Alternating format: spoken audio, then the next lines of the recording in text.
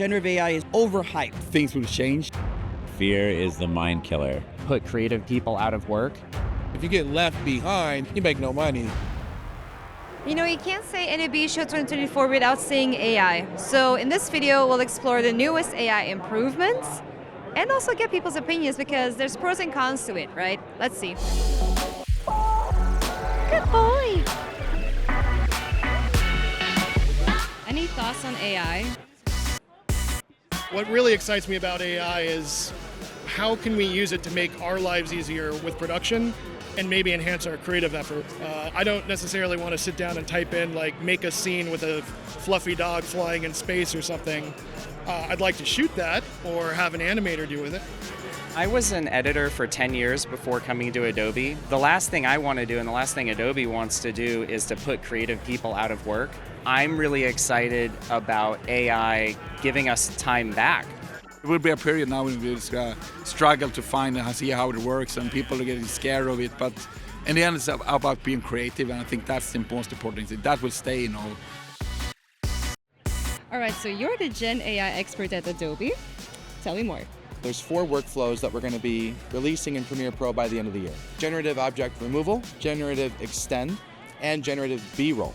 Object removal and addition will work very similarly to Gen Fill in Photoshop. You're going to be able to mask and track objects or areas of your video clip, and then you'll be able to remove them, and Firefly will generate new pixels to replace the background. And this is going to be awesome for removing unwanted pedestrians and extras from your background, redirect user focus. It's going to be excellent for removing brands and logos on clothing that you don't have access or permission to use in your videos, and it's going to be great for removing C-stands from the corner of your clips, because no matter how expensive our shoots are, we get footage back into post and like, oh, there's a C-stand right there in the corner. There's a boom mic hanging over on top of the footage, We want editors to be able to solve those problems like that. And object addition is very similar, but we are introducing text prompts where you'll be able to tell Firefly what you want to generate. You can change my white shirt to a black shirt. We can add a painting on the wall. There's all kinds of things we can do there. Then there's generative extend.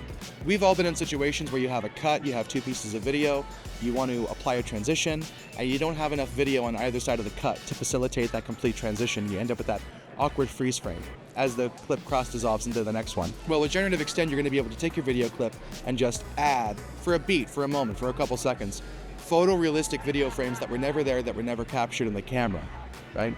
You're gonna be able to cover that transition, close that gap, cover that pacing issue, right? And then there's generative B-roll, right? For when a producer, when you have an idea after the shoot has wrapped, you can add new B-roll into your project. You could also generate text to video for previs or a wide variety of use cases, storyboarding, what have you.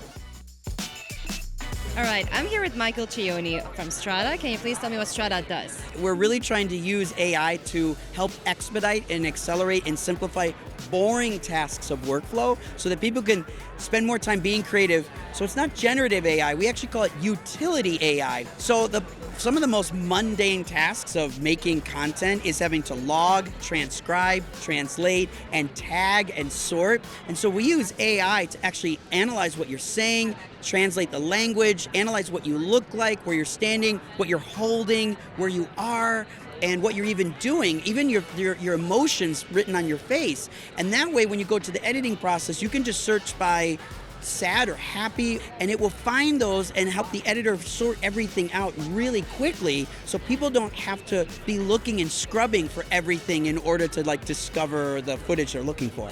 Can you show me how it works? Yeah. What we could do is look at a bunch of takes. So I have a bunch of takes right here, and because I was able to run AI analytics, I'm able to start searching by objects. So I'm going to look here and say, where is the cherry? And I follow that across and I click right there, and look what happens.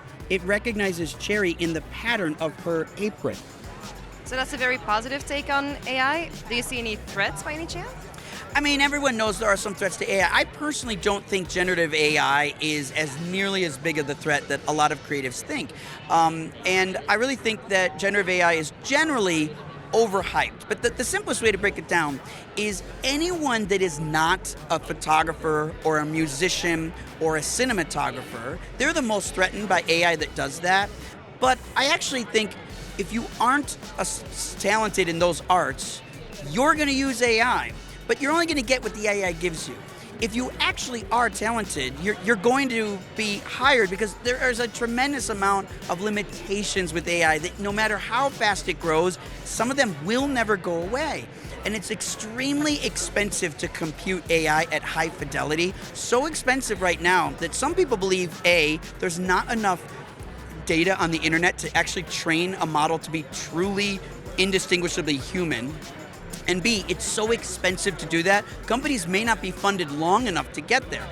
I'm not anti-generative AI, but I'm just not convinced that it's going to do what some people are concerned about. But I am convinced removing laborious tasks is something that's very scalable, and it's something very common. Thank you so much.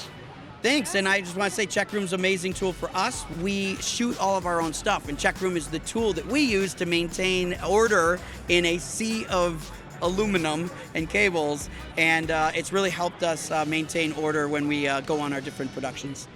Now I'm even more impressed. Thank you. Thank you.